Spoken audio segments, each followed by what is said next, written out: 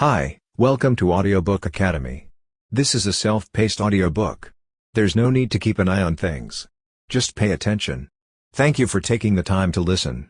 This is a book summary of The Paradox of Choice by Barry Schwartz.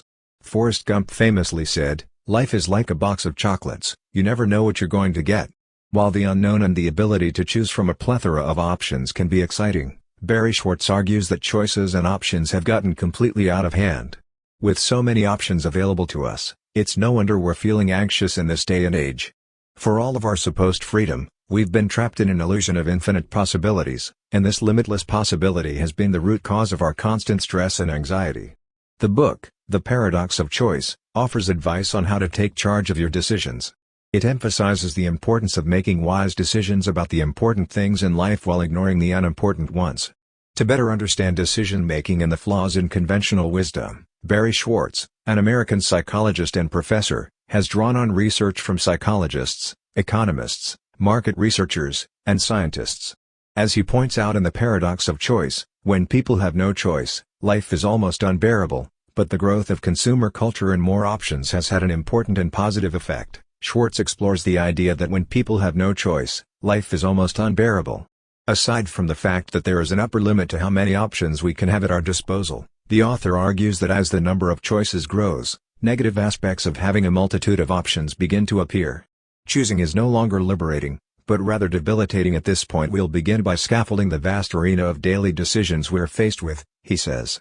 There is no doubt that making one's own decisions improves one's quality of life and is essential to one's sense of self-determination. We must, however, take responsibility for our own actions and understand that, while having some freedom of choice is beneficial, having an abundance of it is not. Having too many choices, according to Schwartz, can limit one's ability to feel free and lead a fulfilling life. Free time and energy are drained by the endless options available to us. The terms menu envy, buyer's remorse, and FOMO have all been coined. When it comes to making or avoiding the wrong decisions in today's postmodern world, it seems that nothing is truly simple. When it comes to the most basic human need for nourishment, a trip to the supermarket reveals that nothing about food is any longer basic. The process of purchasing a bag of potato chips, cereal, crackers, cookies, or vegetables has become incredibly difficult. At every turn, there's a choice to be made. Whether you're looking for a small snack, a large meal for your family, or a large portion, we have a wide variety of options for you to choose from. If so, would you like a tote bag to go along with it? Why do you think that a typical American supermarket carries around 30,000 distinct products? The items we add to our shopping carts are largely a matter of personal preference. However, even the most insignificant choices must be acknowledged and accounted for. This is because, while a bad choice in aisle 7 won't change our lives forever, we should question how much time and energy we spend grocery shopping. For those who like to shop around for the best price, or comparison shop, you'll know how much time this adds to the shopping experience. In order to counteract this, Schwartz suggests abandoning the idea of searching for the best and realizing that sometimes it's okay to settle for that'll do. When it comes to purchasing durable goods such as appliances, electronics, and technology, the stakes are significantly higher. There's a lot more money at stake if we purchase one of these items incorrectly. As a result, making these purchases is much more stressful on the mind. Choices have consequences, after all. Furthermore, shopping now includes information, health, and our entire future. An academic prospectus is more like a shopping catalog than a prospectus for an institution of higher learning. Students can shop around for classes and sample lectures to determine if it's worth signing up for, as the number of courses available has increased to cater to everyone. With more courses than ever, you can tailor the right fit for yourself, but what if it's not the right fit for you? What if you take the wrong path and end up in the wrong place? Assuming full control over your education, you can only be held accountable for the decisions you make. Young people are under a lot of stress as a result of this. Because no one is enrolled in a single degree program, there is a lack of a sense of community among the students. It's no wonder that personal preference has become such an important part of life. In the United States, there are more shopping malls than there are high schools. While people are spending more time shopping than ever before, they aren't having as much fun doing it. So, why is it that having more options results in less happiness? It's all about making the correct decision. Initially, we had few options. Our options, on the other hand, have grown exponentially in number as a result of our progress and advancement. Choosing wisely is becoming more difficult as the number of options grows and the level of competition rises. It can be intimidating to try something new, so we stick with what we're comfortable with, even if there are better deals out there. In terms of medical care or insurance, how do you make the right decision?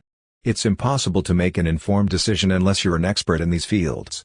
There was only one type of health insurance in the United States until recently. As a result of this shift, most employers now provide a variety of health insurance and retirement plan options to their employees. Many of us benefit from this new array of options, but there is little doubt that making decisions about healthcare and insurance is incredibly taxing.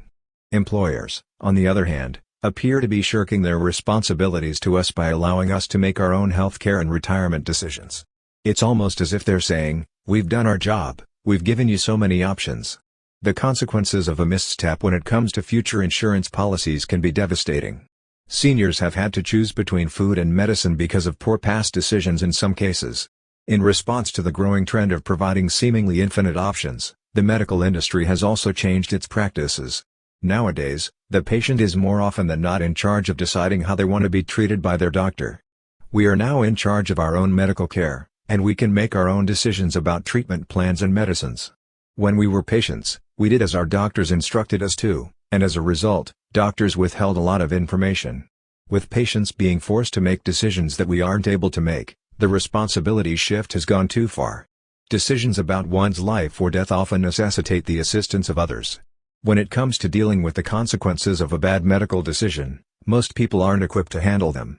It is in the doctor's training to make decisions for the patient. Despite the fact that the internet and increased availability of medical information have improved our knowledge, none of us are licensed to practice medicine.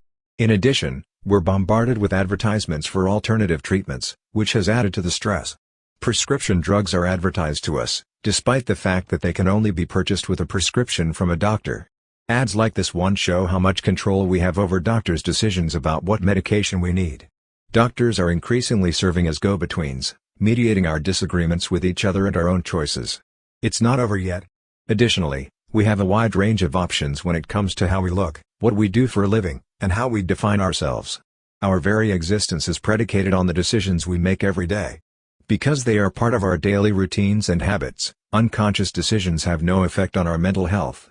Conscious decisions, on the other hand, are a different story. Overwhelmed by choices. Have you ever opened a restaurant menu only to be overwhelmed by the sheer number of choices? And how often do you simply close the menu and choose a familiar favorite, like a grilled cheese sandwich, when this happens? The rationality of human beings, according to social scientists, means that having more options is always a good thing. It's up to us whether or not to accept the options. Empirical data, on the other hand, suggests otherwise.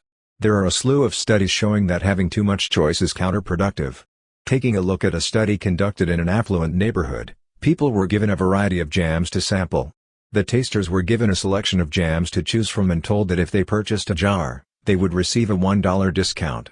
There were 6 jams available for tasting in one group and 24 jams in the other. Each of the 24 jams was on sale and displayed accordingly in both cases. The table with the widest selection of jams drew more visitors. However, the average number of jams consumed by each group was the same. 30% of people who were exposed to a smaller selection of tasting options purchased a jar of jam, whereas only 3% of people who were exposed to the full selection purchased a jar. The most significant finding from this group of studies is that people are overwhelmed when presented with too many options, so they simply choose not to make a decision. Having a variety of options can lead to new issues. For complex or trivial decisions, we tend to put in a lot of time and effort, while also feeling anxious and even dreadful about making them. There are so many options available to us, why can't we just ignore them? The first step in making products impossible to ignore is by advertising. We're constantly being bombarded with new options and things to buy. Second, we take inspiration from others and compare ourselves to them. To be happy, you need to be like everyone else, and this idea of keeping up with everyone else was born out of consumerism and an overemphasis on the importance of keeping up appearances. You also have what Fred Hirsch referred to as the tyranny of small decisions, which means that if you keep going to one more shop, you'll end up making the same decision over and over again. Saying just one more reduces the magnitude of the task at hand. It has been widely accepted that the more options we have, the better this is because there should be something for everyone. There is a price to be paid for making a choice. At this point, we've only covered a small portion, But when it comes to cumulative choices, this is where things begin to stack up. When people make bad choices, it has an effect on their mental well-being as well as their financial well-being. Psychological studies are used by Schwartz to show how we are affected by making decisions. In the past, we've seen how having too many options can make us feel overwhelmed, and how we're sold the idea that we can always change our minds if something doesn't meet our expectations. When it comes to happiness, more options aren't necessarily better.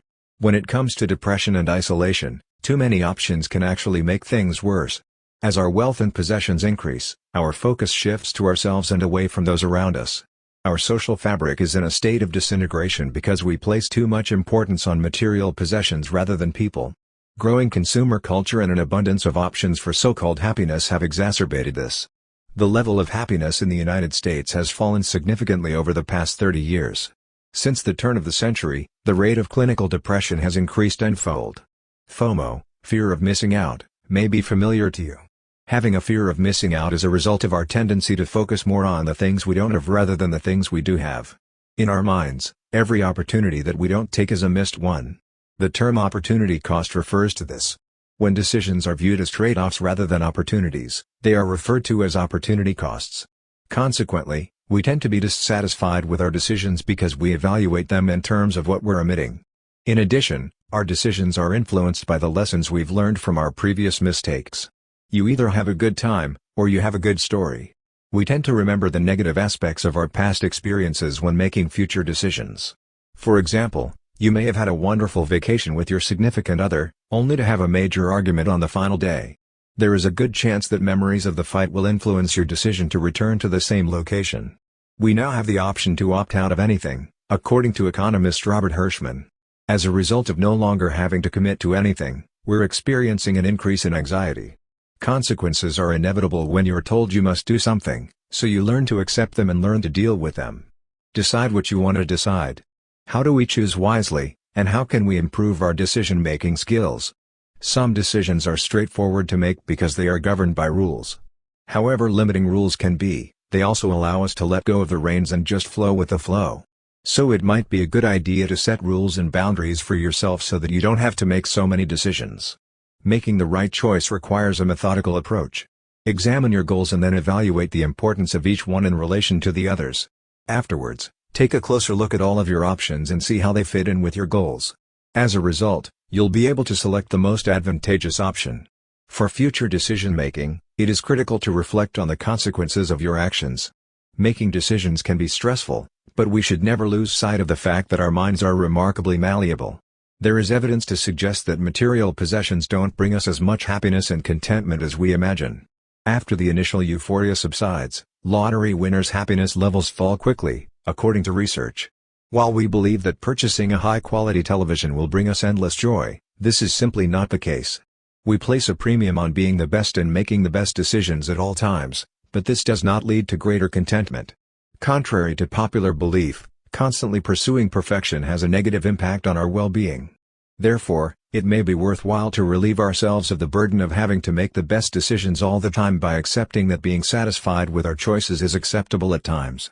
In the long run, people who choose contentment are happier and less anxious. To sum it up, using the paradox of choice as an example, it is clear that we would be better off opting out of some choices. Constrained options and rules can help us focus on the most important aspects of our goals because they force us to narrow down our options to those that will help us achieve them. To make some decisions, Schwartz says, we need to change our mindset. It's okay, for example, to settle for good enough rather than constantly striving to be the best. When we need to make decisions quickly, the pursuit of perfection is a massive waste of time. While we're taught to set high standards for ourselves, the truth is that if we want to be content and fulfilled, we should lower our standards. Truthfully, not all decisions are life-changing, and there is a lot of hype and noise surrounding good choices. This only adds to the mounting pressure, and it also causes us to second-guess our decisions. We have to learn to put our decisions in a box and to stick to them. In some cases, we can open the box and evaluate the decisions we've already made, but having the option to change our minds often causes us to overthink and spiral. Finally, we must accept responsibility for our actions, but this does not necessitate placing too much blame on ourselves. Yes, we must take responsibility, but we must also recognize our flexibility and our ability to bounce back from bad choices. So, Don't you think it's time for your choices to start working for you, rather than you working so hard for them? Thank you for listening in Audiobook Academy. Please don't forget to subscribe for more content like this. See you in next audiobook.